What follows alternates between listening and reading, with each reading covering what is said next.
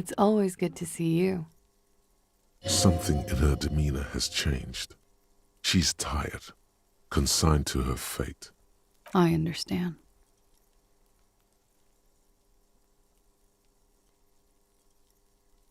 I know.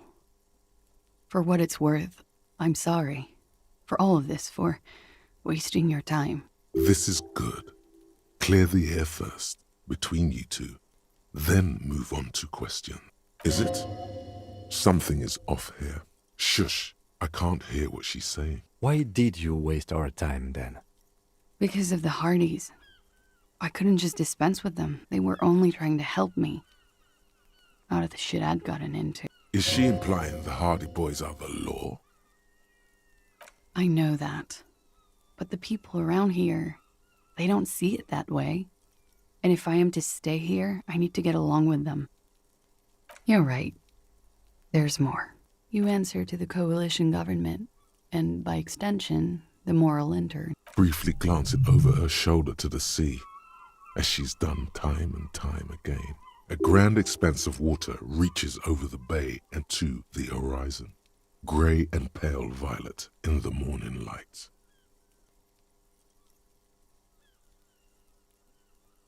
The pale, the Muindi Isola, the Occident, and then Aranye, the old world. You share a database with them. You send people to their courts. I have people after me. And they have friends in the moral intern. Some are moral intern. If I show up in your records, officer, they will find... What happens if they do? They will kill me, sir. Well, then I'm fucked. For nothing. This murder didn't have anything to do with me. We were there. Together. Okay. I turned back to him. His eyes were looking through me, and his mouth was open. Dumb. I could see. I could... Her chest rises and falls with each. I knew he was dead. Before he fell down on top of me. You were right. He did enjoy the moment of his death. Yes, but how did you know that? You asked her before if he enjoyed it. She avoided it. How did I not discern it was a lie? He just had a hunch. Detectives have those sometimes. He was heavy. I pushed him off and he fell to the floor. There. He only had his boots on. I bit the pillow, not to scream, then ran downstairs. I waited for the second shot to come. For me. I thought there would be one. I'm not lying to you. You may sometimes be bad at reading her, but this time, truly, she's telling you how it really went down. She throws it away and immediately proceeds to light another one. What time was this? When did it happen? 11:30 to 12:15. It's okay. Were you inebriated? Not as much as usual. He'd done a line, plus other things. I was drinking. Wait, Titus said she was gurning her jaw off, much more than usual. Oh, yeah. I did one of his lines, just to clear my head. Did you hear or see the shooter in the course of this? No. Nothing. I was trapped. I was stuck in my room downstairs. I got some clothes on and crawled back up, drew the blinds. Blood was coming from his mouth. Not a lot. Just a little. He was still on the floor, slouched. I couldn't be there with him anymore. So I ran down and out of my room, into the hallway, down the stairs. When he was shot? I may have. I don't know. I couldn't hear anything over the glass exploding. Sylvie was tending the bar. A lot of people were there. The Hardys were at the table in front of the stage. I think the Union box was full. Ruby was there too. They were having such a good time.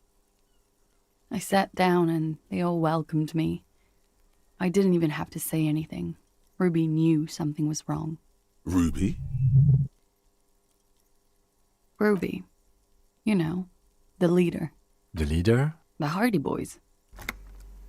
Well, Nominally, yes. Ruby's the one they go to when things happen, like things they need taken care of. She's the organizer.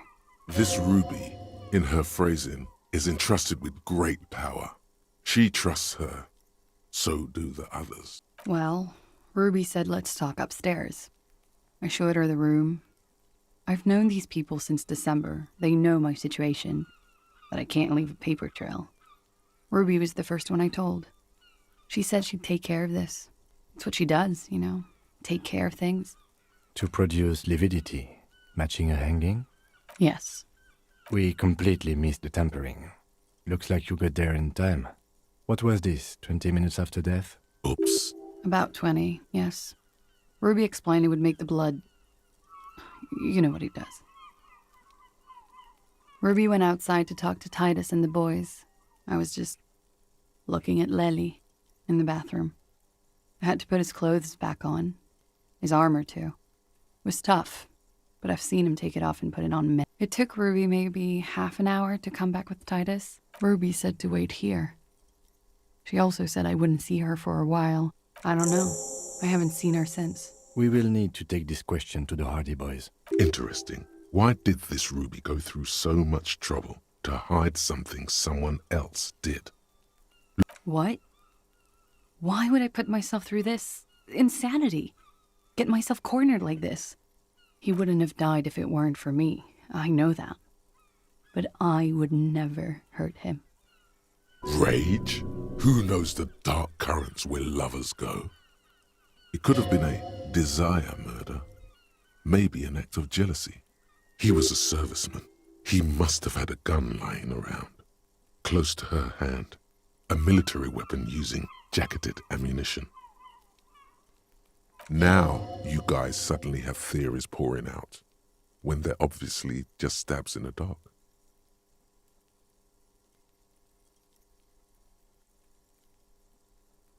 What?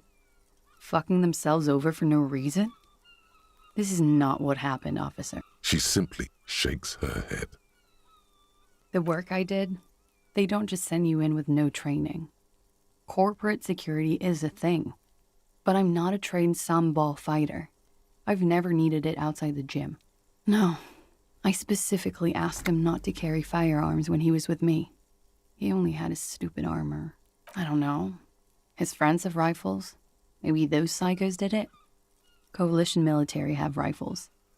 I'm not a munitions expert, and I did not shoot him. She might have been a tad disingenuous when she avoided talking about the bullet in his head before. Look who's waking up from 1,000 years of sleep. I've said I'm sorry. What more do you want me to say? I did my best not to lie. It didn't always work. I did not kill him to defend myself from rape. I told you before. That wasn't what happened. True, sire. 'Tis true. I'm sad to hear that. They must have said it in some fit of frustration or under pressure. They couldn't have meant it. I've talked to them after it happened. No one has implicated me. She's getting scared now. Of you. The downstairs people. All of it. Like what?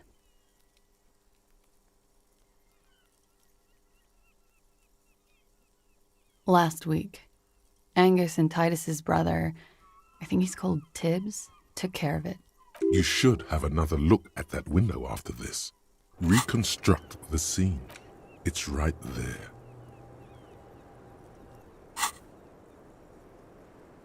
Yes, you see the glass sparkling out of the corner of your eye. She nods, silently. She doesn't even smoke. Just picks up the cold coffee and holds it in her hands. He's thinking, are we done here? Or maybe you should take her to the station for safekeeping. She lied to you, and she's a flight risk. No, that won't be necessary. Just leave her alone. She's been through enough. She doesn't need this police brutality. Multiface, I'm beginning to doubt your judgment. Are you sure you're not sleeping on the post? You have to wake this one up with force if you want to continue pushing her.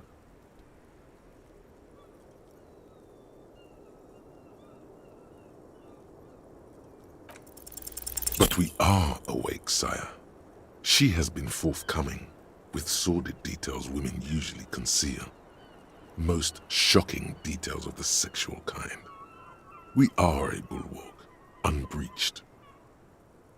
Get a hold of yourself just once, will you? Try to look past the sexually lax morals and do some police work. So you say, but give us one example of deceit. Just one example.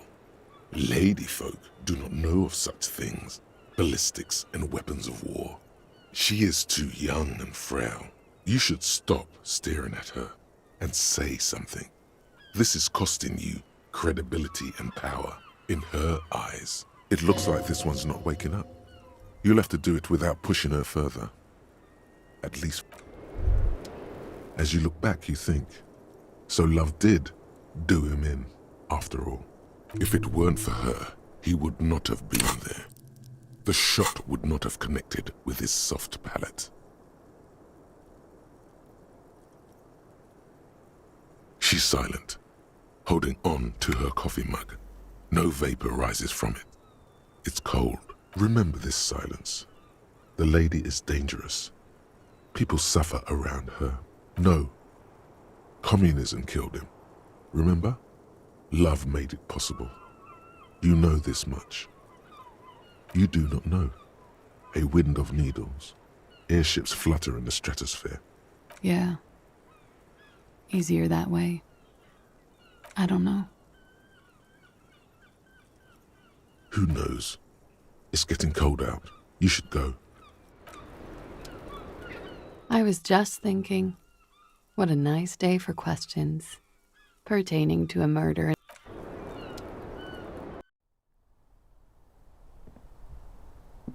This window is pristine on the inside. Golden light melts away into the blue, glassy darkness of your mind. Like the witness said, the man is kneeling. The woman is on her back. It's the night of March 4th and a shot has just been fired. The man looks directly at the woman. The shot's possible directions converge in his mouth. A ray cast from somewhere outside, entering his brain. From the roof outside, location A prime. The glass fractures around the bullet hole. Shards face inwards like a corona behind the woman's back. The man does not know the bullet has entered his brain. He never will. The ray cast from the man's mouth unravels into a fan of possible directions. There could have been. Then the rain and slush and wind washed it away. 72%. With an antique weapon that fires military-grade ammunition. A Belma-grave rifle, for example. This is a good short distance, but not too short. The perpetrator aimed with their back against the railing, or possibly kneeling for precision. This would explain why it only took them one shot. The lights were on in here. Outside it was dark. It was like shooting fish in an aquarium. A well-lit aquarium. The victim opened his mouth to let the bullet in. Neither of them would have seen anything outside, in the darkness. Too busy with their own bodies. Point X would contradict the woman's testimony, rendering the entire proposition void. These figures would be wiped out, detective. None that you've found thus far, but that doesn't mean there aren't any. That's a 28%, yes. In this model, the shot could have come from a greater distance. Nothing excludes the possibility. Should we extrapolate to include every possible point of origin in Martinez? According to your map of the district, this shot could have come from a wide angle of locations, starting with the northern edge of the abandoned boardwalk, ending with an islet in the bay. Let's call them B prime. B prime for boardwalk, B double prime for Land's End, and B triple prime for the islet, detective. 700 meters away, the likeliest of these B positions, 20% chance. A skilled sniper could have made the shot, provided he had a safe sniper's nest. Even with the light on inside, we're talking military training. At that distance, the perpetrator would have had to take wind direction into account. 1.2 kilometers away, the least likely of these positions. Let's say 3%. A truly skilled sniper could have done it, possibly from a tent. No, too far-fetched. 1 kilometer away, a point beyond the docks, on an islet in the bay. The fort is ruined, but the perpetrator may have found a stable spot on the beaches surrounding it, where the concrete crumbles into the sea, as you saw in the coin-operated viewer.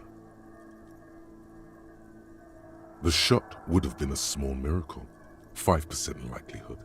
There is an extremely narrow field of view from the bay to the window, between Rue de Saint-Ghislain 10 and 33A. The angle would have been extreme, and access to the islets is questionable. From where, precisely? I see you have given this a lot of thought. Are those the locations you've singled out in addition to the roof? And what is the likelihood, in your opinion, that it came from a further distance? Okay, well, we should see if there is gunshot residue or sniper nests if we go down the coast. Rule these spots out one by one. It would be the diligent thing to do. Until then, personally, I'm going with the roof version. It fits the hidden path through the whirling. A simple hypothesis.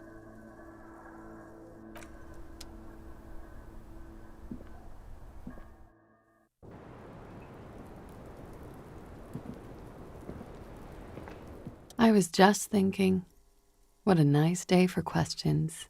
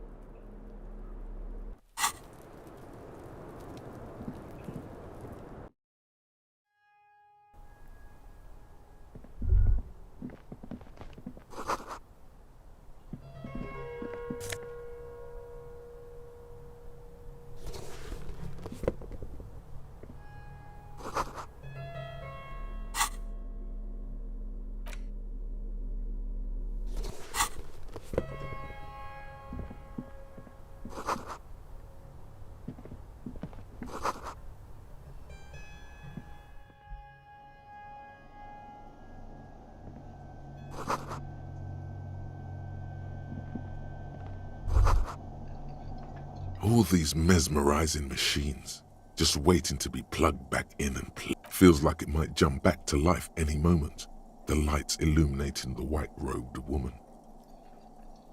You can't fire them up. They are broken. Only that one machine in the main hall works. The Royalist Pinball. What a dumb name. Royalist Pinball. If they weren't broken, he would kick one of these machines about now. It's strange that he doesn't like pinball. Kim here is a Zeolite. His people are incredibly dexterous, and they all love pinball. Us? Guys? Stop. Okay. I don't like pinball because I had to learn to play it for an undercover job at a pinball ring. And it's a lame, boring, and unchallenging game. There. We can move on now. Super. Tip-top. This went pretty well, all things considered. No, I love it. I love pinball. Who doesn't love pinball? Let's move on. He doesn't. Some kind of inane pinball theme. Probably related to Messina during the DeLorean age. The history themes are the worst. Diora was one of the 3 crown cities of the DeLorean era, on the Muindi Isola, the others being Ria Silvia and Advesperasket. This theme is all about early airships and beautiful, sad, pearl-laden women. It's quite nice, actually. The lieutenant grimaces looking at the machines. No.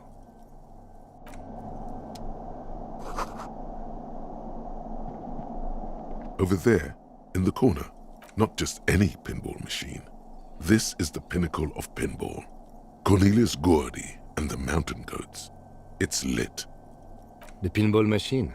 Gordy's Goats. A classic. A little.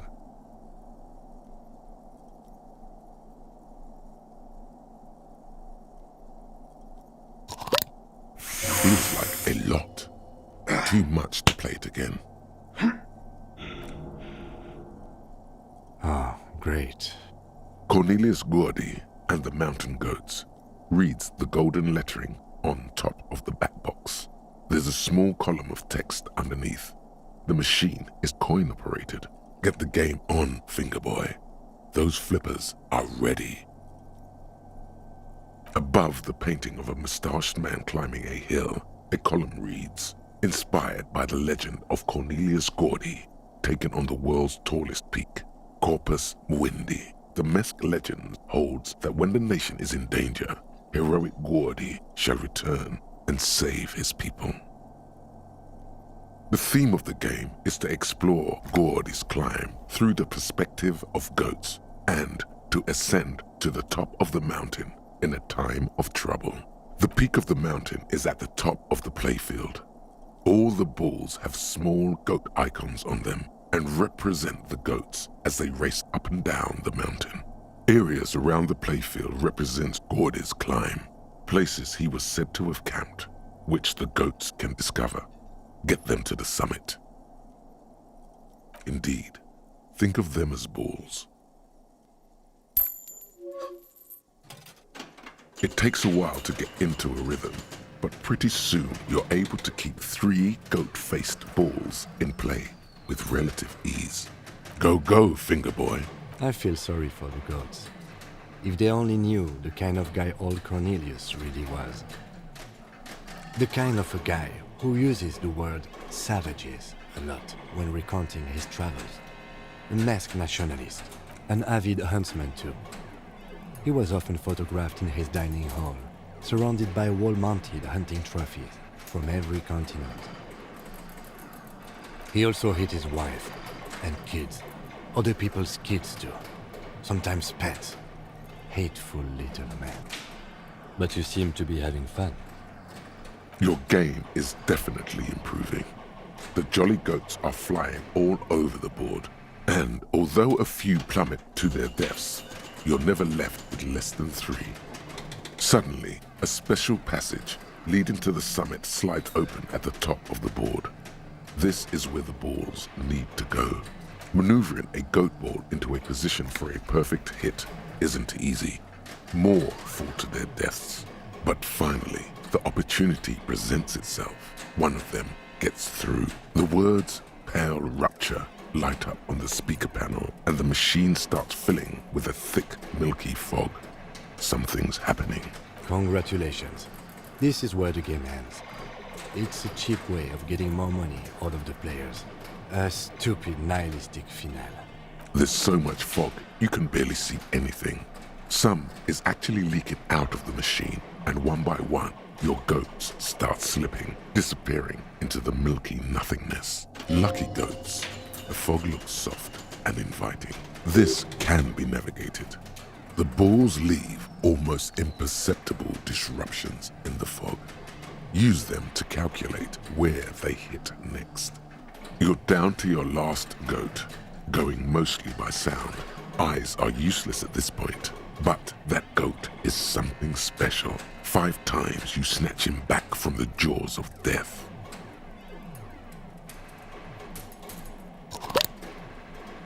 I am. I've seen it before. Played it too. You will eventually make a mistake and then it's all over. How, if you can't even see it? The last goat plummets into the fog with almost suicidal glee. It killed itself to spite you. There goes nothing, Fingerboy.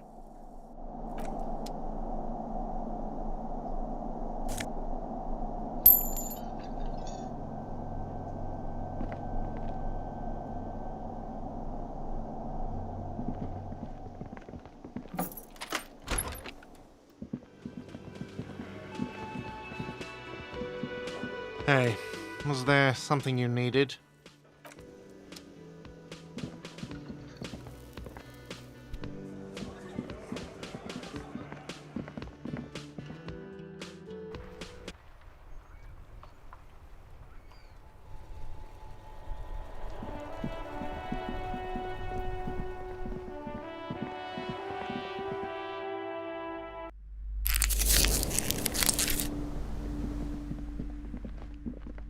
Shelves filled to the brim with crime novels.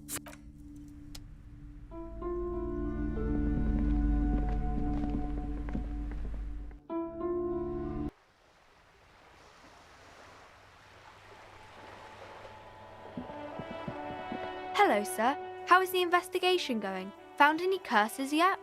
Oh, that's great! I hope exciting adventures lie ahead. And maybe you can help Mother become less afraid.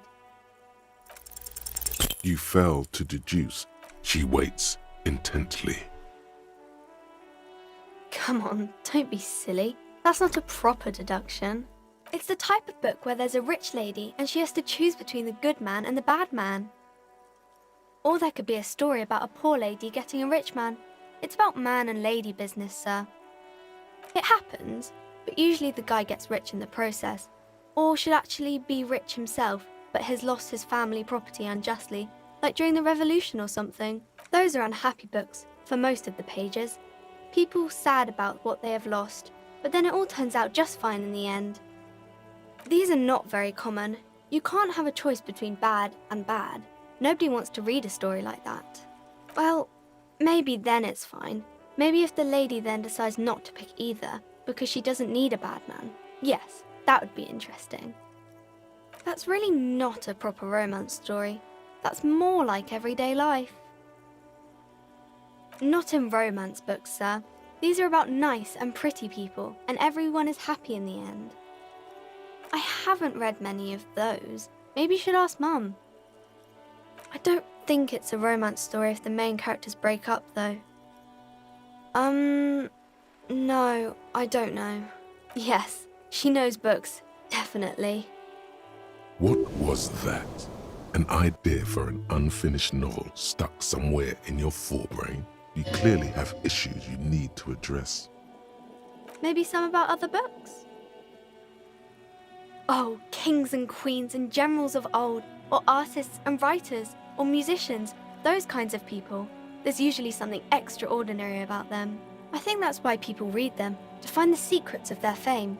Seems like most people who read those books fail to get more famous from reading them. But it does make the famous people more famous. They're all dogs. Annette's expression remains ever so helpful, but she doesn't say anything. Isn't that kind of a childish thing for a grown-up to say? When she grows up, and if she grows up to be clever, she'll discover there's no such thing as a grown-up. She gives you a quizzical look, not understanding the reasoning behind your odd outburst.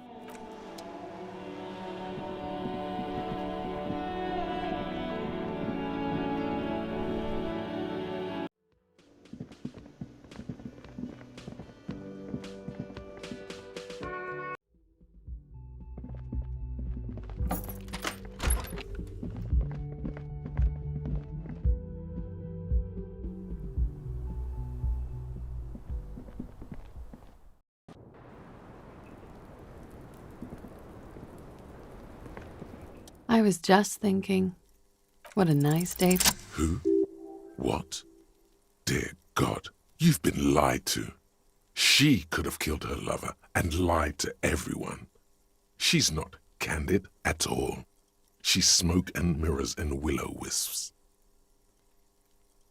She probably didn't give you her real name either. Why would she? Arrest her immediately before she further entangles you in her web of lies. There may be grounds here, at least for an extended detention. A little whimper. The young woman hears you. She's looking around. I did. What is this? I called your desk or whatever it is. The numbers are all over town. Call 8-100-2 for emergencies. There was an older woman on the other end. It sounded like she was smoking. She took my complaint. She coughed. That is the emergencies desk number. Anyone could know that, sire, by looking around and calling the desk. I don't believe a single word she says. What time did you make the call? Thursday night. It was late, sometime after 12. It checks out. But I know the time of the call, too.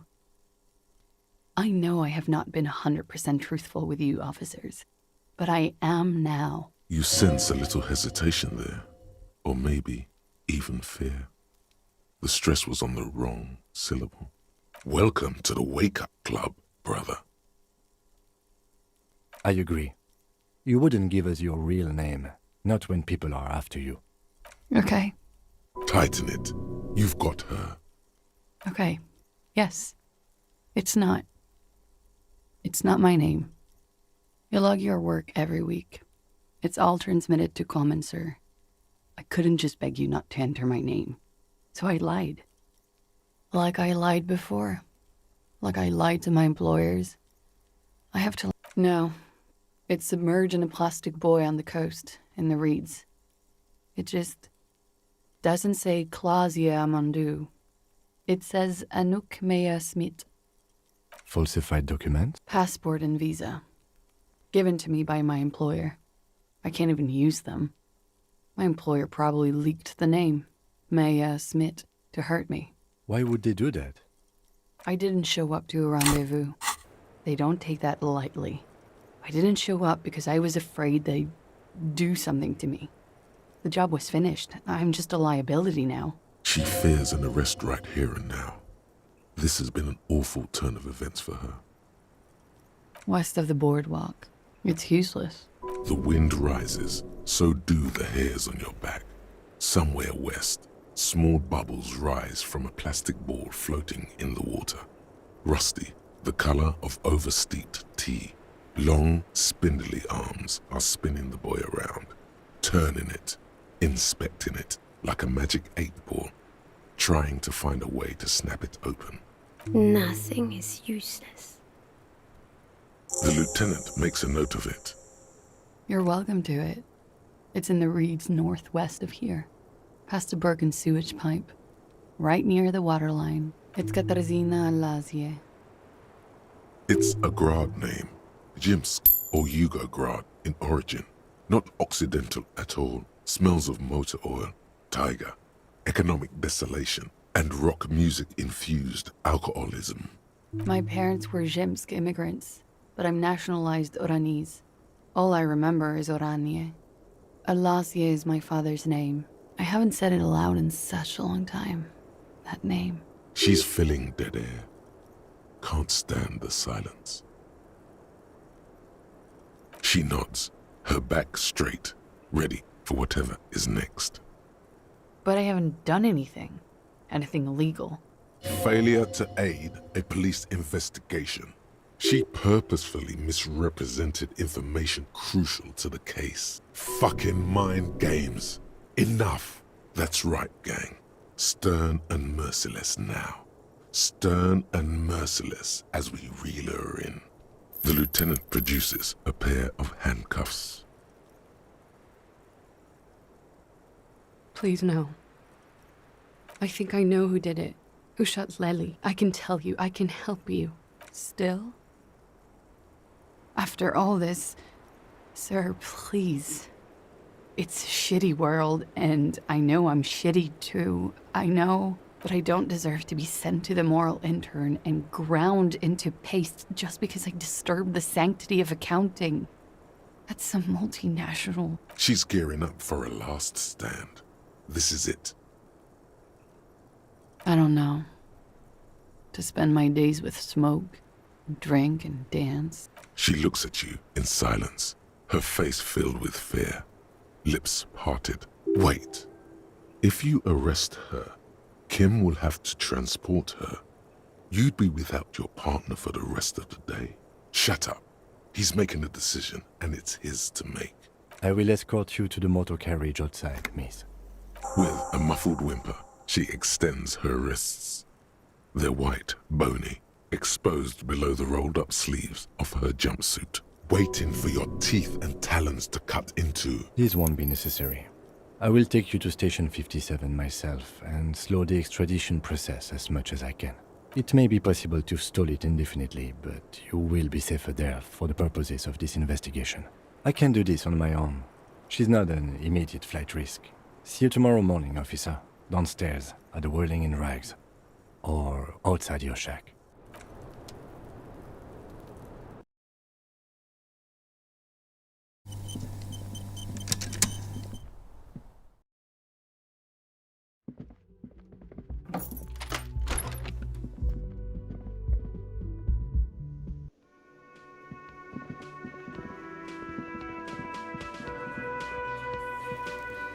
Just dragged her away, huh? Stone cold. Didn't think you had it in you. Yeah, you ruthless son of a bitch. I certainly didn't have it in me. I always let the pretty ones go. I'm soft-like by it. Yeah, like when we let old Clancy's widow walk. Oh, Denise, the diner girl. The milk rack on that one.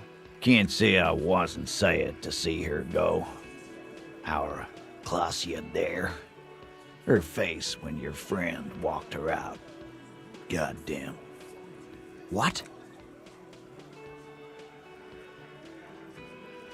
I ain't got time for this whack shit. I just hope she can game her way through the system and come out the other end. Don't think I forgot how I specifically let you know how I felt about her arrest either.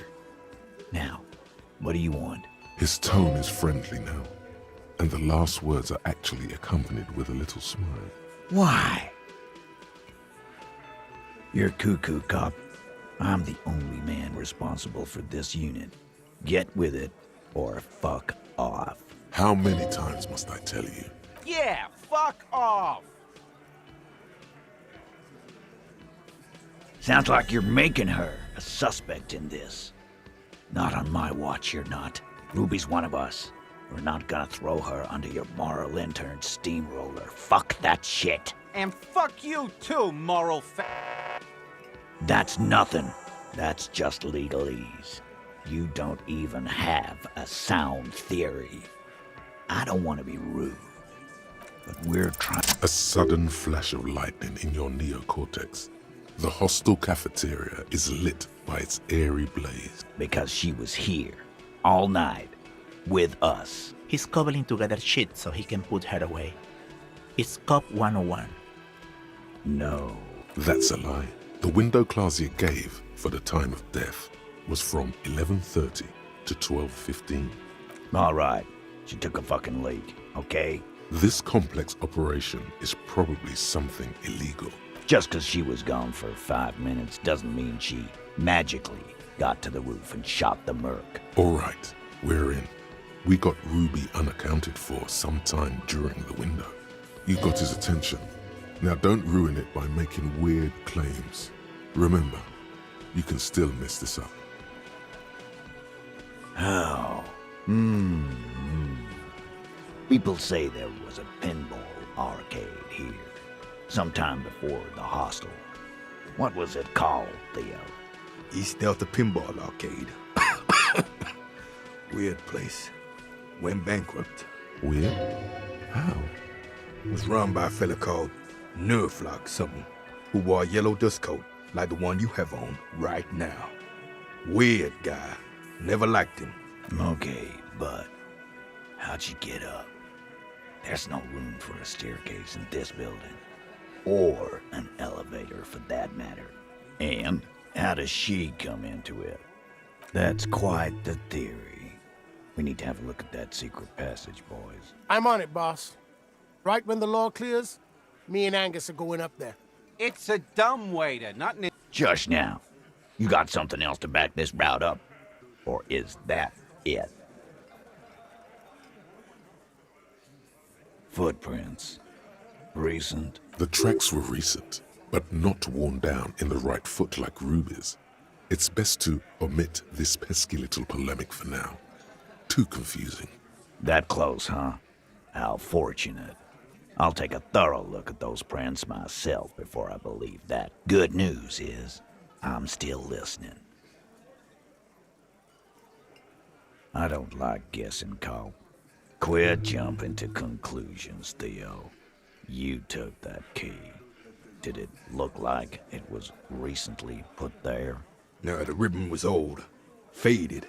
It'd have been there for 20 years at least. And then put it back. Why? It's damn interesting you found it there, but it doesn't fit with Ruby, and you know it. It doesn't fit well, but it fits. And he knows it.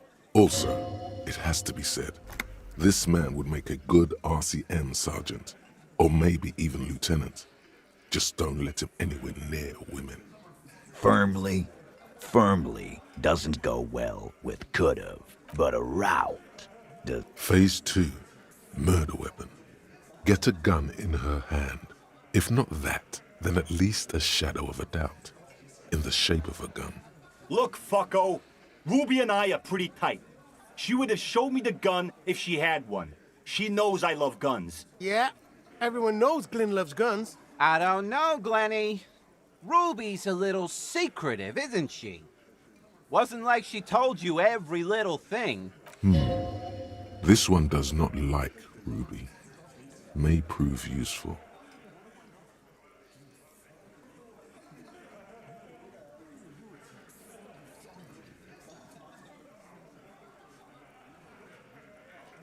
She organizes things. She doesn't whack people. That's not the kind of person she is. She's a talker. It's clear this one is protective of her. Easy now, Glenn. What he's trying to say is, people who don't have guns don't shoot people. You need a gun for that. You can't prove she has one. You don't need to prove anything.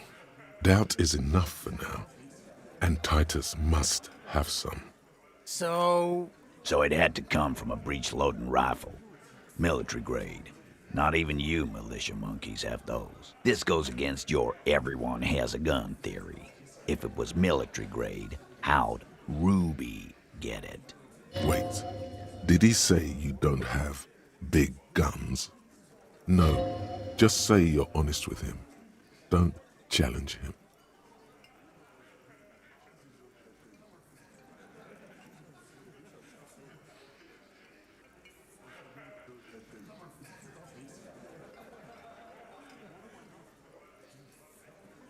Right. That's mighty forthcoming of you. So, let me extend you the same courtesy. She's connected to you know what. Organized crime. Down in Jamrock, probably. He's not being too forthcoming. This is not a surprise. So she may have access to semi-automatics, but that's a long fucking stretch of the imagination. That looks antique. A Belle McGrave. It's inoperable. Where'd you get it? Also inoperable? God damn it, we need to close that dump down for good. That's a goddamn breech loader, too. Find one that works, and you got a military-grade weapon that shoots jacketed ammunition. He sees it. This is coming together. He must. Time to really close the deal. Show them the bullet. The blonde man looks at the mushroomed Deathbringer in the evidence bag and says, Yeah, the bitch is jacketed all right. 4mm, too. Whoa. Well, goddamn. It's not proof, but it's a possible murder weapon. Close to her. Too damn close. You have been thorough. I'll give you that. Now what the hell are we supposed to do with that? He's trying to woo us with cop science. Forensic shit. I heard this mambo jumbo. Yeah, but the mambo jambo he's saying goes against his theory A. It does? Yes. it doesn't all have to fit. The chance is still way smaller than it coming from the roof. And he knows it. All right. Keep talking. I'm getting a bit curious about some things myself. T, we're not seriously considering it, are we? Phase 3. Motive. The big one. Get this and they'll give her to you. Remember, don't piss him off. That never works.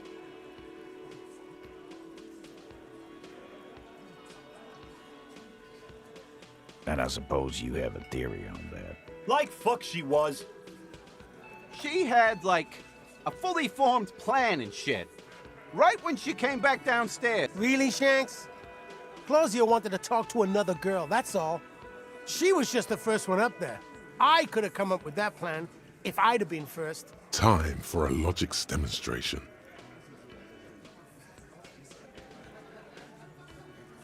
I didn't do it, fucker. It wasn't my plan. You probably did, though. Fuck you, man. I would never fuck my guys over like that. She didn't either. She would never do that. Why aren't more of you defending her? This is fucking stupid, Titus. Glenn, I thought the same thing when she skipped town and left us in this shit. Oh, so he didn't rule her out completely. And she skipped town. This is good. Silence. The old man in the corner nods. This is the only option he cares for. Yeah, I see it. There's one more thing I've been wondering about. Ever since you asked me where she is. Add it to your list of suspicions, if you want. I don't know where she went. She just got up and left. Got real scared, too. Wouldn't tell me where. However hard I asked. Want to know why? She was afraid I would tell you. Maybe she was right. By now, I probably would. Perhaps. Ask her if you find her. It won't be easy, though. She made sure of that.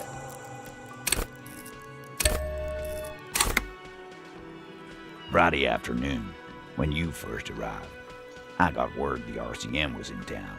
Then she came in to see me. Told me she was leaving. That's when we had our little conversation. I told you. You. Yes, you. The cop with the sideburns and the disco clothes. And a hole in his heart. That first. Why not? You suck on that gun like someone tore you a brand new asshole. How can I forget? You know, when I first saw you limping here, I thought she was paranoid or sniffing her own supply. But now I'm not so sure. She said you have a funny taste in clothes and that you won't stop until you have something on her. She said she's heard of you from Jamrock, that you're a human can opener, that you play suspects against each other, open them up like cans. Fucking hell. Titus, did he just... Open Angus up like a can? Yes, he did. It's not an actual question. Silence. He nodded. Yeah, there was something else. She wouldn't tell me, though. I could see she wanted to. It was burning on her lips. This cop, Titus, this cop, he... Scared. You should be too. A strange fear creeps over you. A metallic taste in your mouth. Change the subject. She's not far. We know that much. She didn't take her lorry, so she's on foot. Good fucking luck, man. She knows this place like the back of her hand. Yeah, Al, and we won't either. She's not really a hardy candidate anymore, is she? She's not, Glenn. A little. On the coast. More precisely, on the coast, past the waterlock. She's not here, so I'm thinking she's there. Sure, there's some shithouses there, a cinderblock town. I hear they have a shack where junkies sometimes crash. Time for you to step up. Boyish, hair's red, dyed. She looks like a Lowry man. It'll have to. Asshole till the end, huh? Well, fuck you, too, then.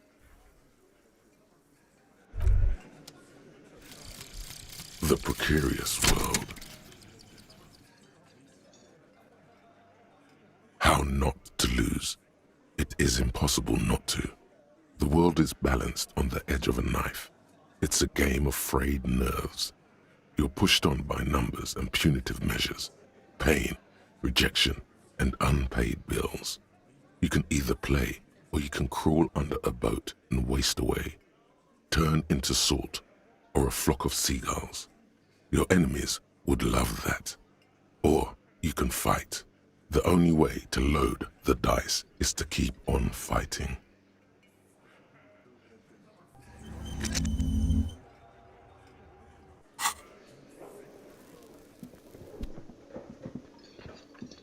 Again? I can't believe this shit. He might be wearing a disguise. Yes, it's a hobby of mine. As if waiting for some kind of reaction or response. Something to click. It's not happening, though. Who is this guy? About what? You don't look like a cop. You know what you look like? Yeah, sort of. Okay, I get the reference. Like after he got run over or something. He didn't answer your question. Who does this asshole think he is? A cop? No. If I wasn't clinically depressed, I'd burst out laughing. But I'm gonna go with no right now. Actually, I don't want to hear you say things. Come on, Jean. Okay, say things. I want to hear you say things. Hear that? He wants you to say things. Say one. Suddenly, out of nowhere, case-related things start popping up in your head.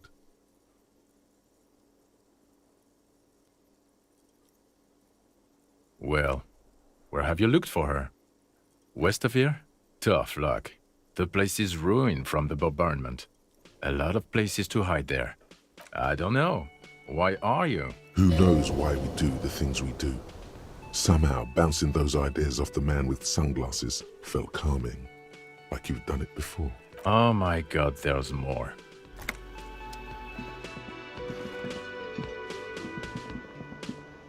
Oh, hello, dear. There you are again. Oh, yes. A zoologist. A cryptozoologist. It's really just a subfield of zoology. Searching for such species called cryptids is difficult and often thankless. And frankly, many scientists are too lazy to do it. The quality of research at Revacholian universities has been on the decline. But you doubt there was ever a time when cryptozoology was embraced by the academic elite. She's completely internalized her husband's struggles. They are her own.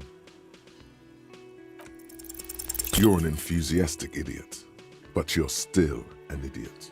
Oh dear. Normally I would be happy to talk cryptids all day, but you know where we are, right? Yes, but more specifically on the coast of the city of Revachol, the new. Disco dancing, much has changed, but it is still the most beautiful city in the world. Speaking of history, you know what year it is, yes? Perhaps, dear, perhaps. But for now, it's just the spring of 51. She is perturbed by your not knowing what year it is, but not by your mention of the apocalypse. It must be the end times. Outside, spring rain seeps into the cracks in the walls and the cobblestone streets, and into grated storm drains, all the way down into the sewers.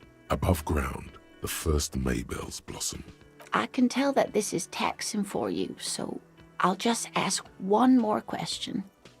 What regime are we living under? What mode of government? Oh no, nothing like that, dear. Revachol is a zone of control led by an alliance of foreign powers called the Coalition. Oh dear, this is troubling. But we should stop for today, sweetie. She's scared now. She's realized you really are brain damaged. Someone more educated in these things than me? But thank you, sweetie. You did make me forget about my worries for a while. Just a moment, officer. If you run into my husband again, do tell him I'm worried and to hurry back. Do it. Who knows what cryptozoological mysteries will be uncovered? Oh, thank you so much, sweetie. Good luck with your investigation now.